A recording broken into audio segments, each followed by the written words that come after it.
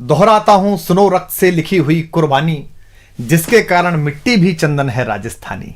इतिहास में एक प्रसंग है कि पहली बात तो किसी के 2 घंटे की फिल्म बना देने से, किसकी एक कहानी लिख देने से, किसके कुछ अंश कर देने से जो राजस्थान का, राजपूताने का जो गौरवशाली इतिहास है, उसकी एक कण भी प्रभावित नहीं हो सकती, बशर्ते कि हम सही इतिहास पीढ़ियों को बताते रहें। तो मुझे अब स्मरण आ रही है, मैं आप लोगों को सुना देता हूं। पंडित नरेंद्र मिश्र जी, जो मेवाड़ राजवंश के राज्य कवि भी हैं और हिंदी के बड़े महनीय वीररस के कवि हैं, उन्होंने एक अद्भुत प्रसंग महारानी पद्मिनी के इस सारे जौहर पर और इस सब पर लिखा है। वो सुनने लायक है और विशेष रूप से उसमें गोरा बादल जैसे 2 चरित्र जो वीरता, शूरता, स्वामी भक्ति और अपनी मिट्टी के प्रति समर्पण के अप्रतिम प्रतिमान है।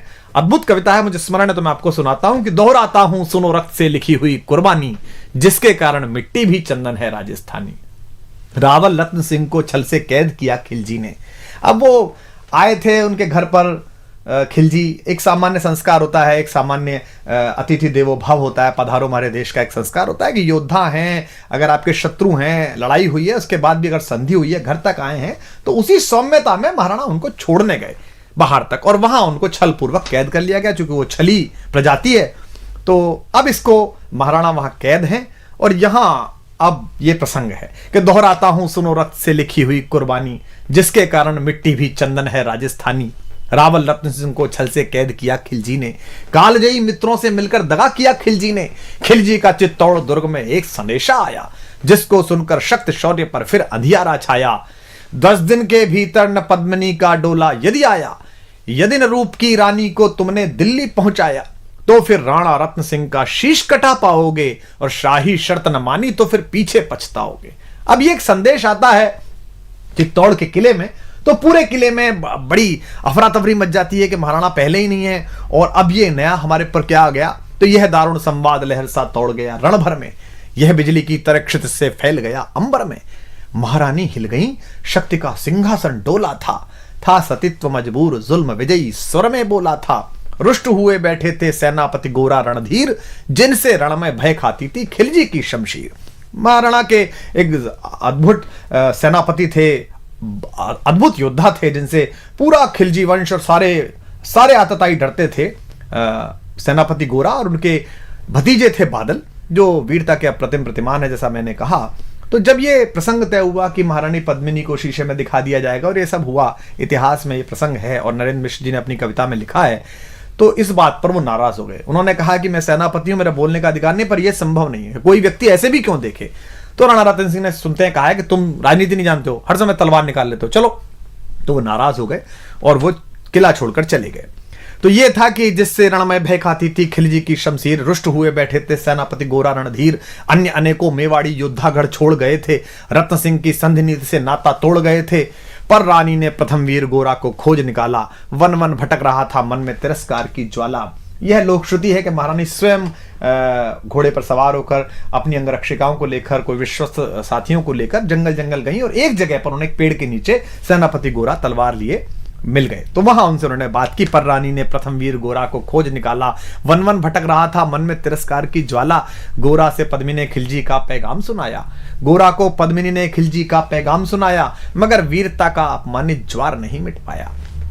बोला मैं तो बहुत तुच्छ हूं, राजनीति क्या जानूं। व्यंग में कहता है कष्ट में है, दुख में है, पूरी परंपरा, पूरा वंश उसने सेवा में लगाया मेवाड़ राजवंश के और वहां से अपमानित होकर लौटा है, तो कष्ट में है। तो सेनापति कहता है कि बोला मैं तो बहुत तुच्छ हूं, राजनीति क्या जानूं, निर्वासित हूं राज मुकुट की हट कैसे पहचानूं। बोली पद्मिनी समय नहीं है वीर क्रोध करने का, अगर धरा की आन मिट गई घाव नहीं भरने का। दिल्ली गई पद्मिनी तो फिर पीछे पछताओगे, जीते जी रजपूती कुल को दाग लगा जाओगे। राणा ने जो किया कहा वह माफ करो सेनानी, यह कह गोरा के चरणों पर झुकी पद्मिनी रानी। अब पद्मिनी, महारानी पद्मिनी, मेवाड़ राजवंश की आभा, मेवाड़ राजवंश की ज्योति, वो सेनापति को प्रणाम कर रही है चरणों में झुक के। ये क्या दृश्य है ये क्या करती हो गोरा, पीछे हट बोला। और रजपूती गरिमा का फिर धधक उठा था शोला। महारानी हो तुम सिसोदिया कुल की जगदम्बा हो, प्राण प्रतिष्ठा एक लिंग की ज्योति अग्निगंधा हो। किन शब्दों से सम्मानित कर रहा है महारानी को। वो उस समय कैसी स्थिति रही होगी महारानी की कि पति कैद में है, जहां जंगल में हूं, लेकिन वो उनको बता रहा है कि आप कौन हो। महारानी हो तुम सिसोदिया कुल की जगदम्बा हो, प्राण प्रतिष्ठा एक लिंग की ज्योति अग्निगंधा हो, जब तक गोरा के कंधे पर दुर्जय शीश रहेगा। और यह प्रतिज्ञा भारतीय इतिहास में देखिए तो पितामह भीष्म ने जो कहा था कि आई हुई मृत्यु से कहा अजय भीष्म ने, योग नहीं जाने का अभी ऐसे जानकर, और जो मृत्यु है वो कोने में हाथ जोड़कर खड़ी रही कि अभी भीष्म नहीं जाएंगे, जब सूर्य दूसरी दिशा में चले जाएंगे तब जाएंगे। लेकिन यह दूसरी बार हो रहा है कि मृत्यु से वो कह रहे कहते हैं कि जब तक गोरा के कंधे पर दुर्जय शीश रहेगा, महाकाल से भी राणा का मस्तक नहीं कटेगा।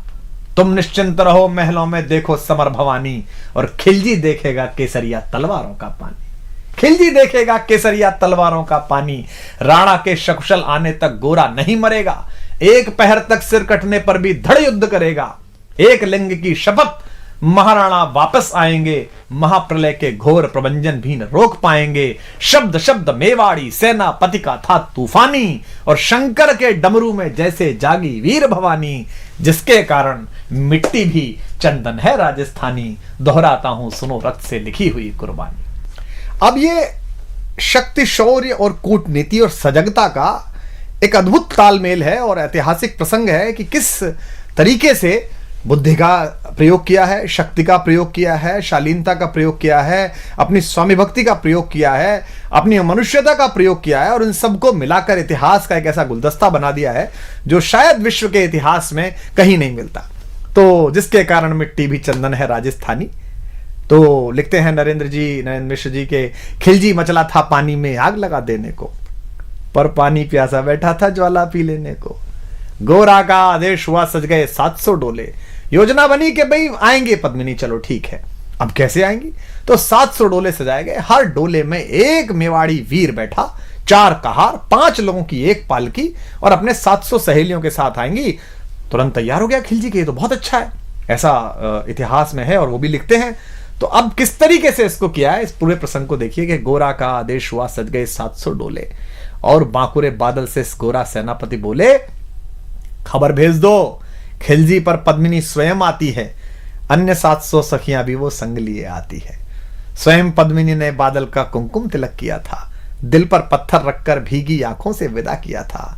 एक युवा तेजस्वी योद्धा और मातृवत मां पद्मिनी ने जब उसे विदा किया होगा, दृश्य देखिए। और 700 सैनिक जो यम से भी भिड़ सकते थे, हर सैनिक सेनापति था, लाखों से लड़ सकते थे, एक एक कर बैठ गए, सज गई डोलियां पल में, मर मिटने की होड़ लग गई मेवाड़ी दल में, मर मिटने की होड़ लग गई थी मेवाड़ी दल में।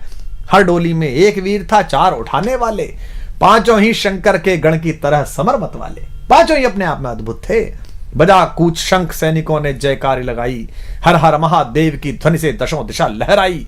गोरा बादल के अंतस में जगी ज्योति की रेखा, मातृभूमि चित्तौड़ दुर्ग की ओर फिर जी भर कर देखा, मातृभूमि चित्तौड़ दुर्ग को फिर जी भर कर देखा। कर अंतिम प्रणाम घोड़ों पर चढ़े सुभग अभिमानी। उन्हें पता है कि वो जहां जा रहे हैं वहां से जीवित वापस आना बहुत मुश्किल है। कर अंतिम प्रणाम घोड़ों पर चढ़े सुभट अभिमानी, देशभक्ति की निकल पड़े लिखने को अमर कहानी, जिसके कारण मिट्टी भी चंदन है राजस्थानी, दोहराता हूं सुनो रक्त से लिखी हुई कुर्बानी। जा पहुंचे डोलियां एक दिन खिलजी की सरहद में, उधर दूत भी जा पहुंचा खिलजी के रंग महल में। बोला शहंशाह पद्मिनी मलिका बनने आई है, रानी अपने साथ हुस्न की कलियां भी लाई है, एक मगर फरियाद फकत उसकी पूरी करवा दो, राणा रतन सिंह से केवल एक बार मिलवा दो। खिलजी उछल पड़ा यह कह फौरन हुक्म दिया था, खिलजी उछल पड़ा यह कह फौरन हुक्म दिया था, बड़े शौक से मिलने का सही फरमान दिया था, बस एक बार भेंट करना चाहती हैं। अब भेंट में क्या था कि महारानी के डोले में कविता कहती है कि एक लोहार बैठा हुआ था और साथ में ये गए थे सेनापति जी ताकि वो बेड़ियां काट सके। वह शाही फरमान दूत ने गोरा तक पहुंचाया, गोरा झूम उठे क्षण बादल को पास बुलाया, बोले बेटा वक्त आ गया अब कट मरने का, बोले बेटा वक्त आ गया है अब कट मरने का, मातृभूमि मेवाड़ दरा का दूध सफल करने का। यह लोहार पद्मिनी भेष में बंदी ग्रह जाएगा, केवल 10 डोलियां लिए गोरा पीछे धाएगा, यह बंधन काटेगा हम राणा को मुक्त करेंगे, घुड़सवार कुछ उधर आगे ही तैयार रहेंगे, जैसे ही राणा आए वे सब आंधी बन जाएं और उन्हें चित्तौड़ दुर्ग पर वे सकुशल पहुंचाएं। अब आप तैयारी देखिए कि कितनी कठिन, पूरी सेना खिलजी की और ये चंद लोग, और उसके बाद भी अपने महाराज को, महाराणा को किस तरह मुक्त कराने के लिए क्या संकल्प है कि उन्हें चित्तौड़ दुर्ग तक वे सकुशल पहुंचाएं। अगर भेद खुल गया वीर तो पल की देर न करना, और शाही सेना पहुंचे तो बढ़कर रण करना, और शाही सेना आ पहुंचे तो बढ़कर रण करना। राणा जाए जिधर शत्रु को उधर न बढ़ने देना, और एक यवन को भी उस पथ पर पांव न धरने देना। मेरे लाल लाड़ले बादल आन न जाने पाए, तिल तिल कट मरना मेवाड़ी मान न जाने पाए। ऐसा ही कोगा काका रजपूती अमर रहेगी, बादल की मिट्टी में भी गौरव की गंध रहेगी। क्या तो गोरा है और क्या उसका भतीजा बादल है। ऐसा ही होगा काका, रजपूती अमर रहेगी, बादल की मिट्टी में भी गौरव की गंध रहेगी। तो फिर आ बेटा बादल, सीने से तुझे लगा लूं, हो न सके शायद अब मिलना, अंतिम लाड़ लड़ा लूं। यह कह बाहों में भरकर बादल को गले लगाया। धरती कांप गई, अंबर का अंतस मन भर आया। सावधान कह पुनः बढ़े पथ पर गोरा सेनानी। ऐसा ना हो जाए कमजोर हो जाए, इसने कहा सावधान कह पुनः बढ़े पथ पर गोरा सेनानी। पहुंच लिया झट से मुड़कर बूढ़ी आंखों का पानी, पहुंच लिया झट से मुड़कर बूढ़ी आंखों का पानी। जिसके कारण मिट्टी भी चंदन है राजस्थानी, दोहराता हूं सुनो रक्त से लिखी हुई कुर्बानी। तो अब योजना का क्रियान्वयन देखिए आप कि गोरा की चातुरी चली, राणा के बंधन काटे, छांट छांट कर शाही पहरेदारों के सर काटे। लिपट गए गोरा से राणा गलती पर पछताए। क्या लगा होगा महाराणा को कि जिस सेनापति पर शंका की, जिस सेनापति को स्वीकार नहीं की उसकी बात, आज वो आपातकाल में काम आया। लिपट गए गोरा से राणा गलती पर पछताए, सेनापति की नमक हलाली देख नयन भर आए। पर खिलजी का सेनापति पहले से ही शंकित था, उसे अंदाजा था कि कुछ गड़बड़ है। ऐसे लोग नहीं है जो इतने आराम से मान जाएंगे ये कि रानी आ रही है और उसकी सखियां आ रही हैं, उसको संकट था। पर खिलजी का सेनापति पहले से ही शंकित था, वह मेवाड़ी चट्टानी वीरों से आतंकित था। जब यह मिलन लखा समझ पद्मिनी नहीं आई है, मेवाड़ी सेना खिलजी की मौत साथ लाई है। पहले से तैयार सैन्य दल को उसने ललकारा, निकल पड़ा टिड्डी दल, रण का बजने लगा नगाड़ा। दृष्टि फिरी गोरा की मानी, राणा को समझाया, रण मतवाले को रोका, जबरन चित्तौड़ पठाया कि आप तो जाई। राणा चले तभी शाही सेना लहरा कर आई। राणा इधर चले, उधर से शाही सेना को संकेत हुआ, कह रहे हैं तो राणा को इन्होंने मुक्त करा लिया। राणा चले तभी शाही सेना लहरा कर आई। खिलजी की लाखों नंगी तलवारें पड़ी दिखाई। खिलजी ललकारा, दुश्मन को भाग न जाने देना, रत्न सिंह का शीश काटकर ही वीरो दम लेना। टूट पड़ो मेवाड़ी शेरों, बादल सिंह ललकारा, हर हर महादेव का गर्जा नभवेदी जयकारा। निकल डोलियों से मेवाड़ी बिजली लगी चमकने, काली का खप्पर भरने तलवारें लगी खटकने। वही जो सब बैठ के आई थी सखियों के वेश में, जो सुबह सेनापति आए थे, जो सेना नायक आए थे, वो लड़ मरे। राणा के पथ पर शाही सेनापति तनिक बढ़ा था, पर उस पर तो गोरा हिमगिरी सा अड़ा खड़ा था। कहा जफर से, एक कदम भी आगे बढ़ न सकोगे, यदि आदेश न माना तो कुत्ते की मौत मरोगे। रत्न सिंह तो दूर, न उनकी छाया तुम्हें मिलेगी, दिल्ली की भीषण सेना की होली अभी जलेगी। यह कह महाकाल बनकर गोरा रण में हुंकारा, लगा काटने शीश समर में बही रक्त की धारा। खिलजी की असंख्य सेना से गोरा घिरे हुए थे, पर वे मानो रण में मृत्युंजय बने हुए थे। इतने सारे सैनिक और एक योद्धा, पुण्य प्रकाशित होता है जैसे अगणित पापों से, फूल खिला रहता असंख्य कांटों के संतापों से। वो मेवाड़ी शेर अकेला लाखों से लड़ता था, बड़ा जिस तरफ वीर उधर ही विजय मंत्र पढ़ता था। इस भीषण रण से दहली थी दिल्ली की दीवारें, गोरा से टकरा कर टूटी खिलजी की तलवारें। मगर कयामत देख अंत में छल से काम लिया था, गोरा की जंघा पर अरि ने छिपकर वार किया था, पैर पर तलवार मार दी। जो ही गिरे वीरवर गोरा जफर सामने आया, शीश उतार दिया धोखा देकर मन में हर्ष आया। मगर वाहरे मेवाड़ी गोरा का धड़ भी दौड़ा, किया जफर पर वार की जैसे सिर पर गिरा हथौड़ा। एक बार में ही शाही सेनापति चीर दिया था, जफर मोहम्मद को केवल धड़ ने निर्जीव किया था। शीश कट गया, उसके बाद भी सेनापति गोरा लड़ रहे हैं, उनका धड़ लड़ रहा है। हमारे बहुत बड़े कवि हैं कुमार शिव, राजस्थान में जज भी रहे।